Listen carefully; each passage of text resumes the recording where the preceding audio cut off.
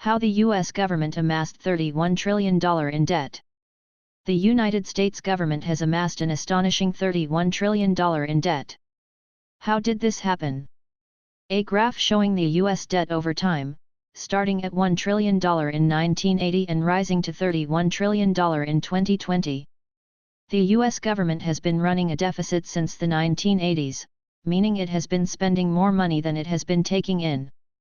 This deficit has been funded by borrowing money from other countries, as well as from U.S. citizens.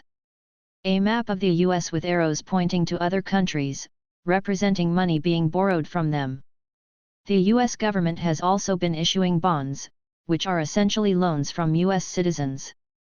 The government then uses the money it borrows to fund programs and services, such as Social Security, Medicare, and defense spending.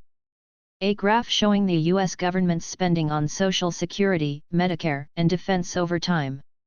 The U.S. government has also been using debt to finance tax cuts, which have reduced the amount of money the government takes in. This has further increased the deficit, leading to even more borrowing and debt.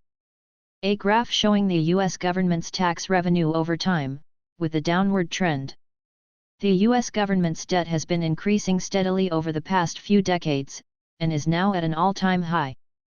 This debt is a burden on U.S. citizens, and will need to be addressed in order to ensure a strong economic future.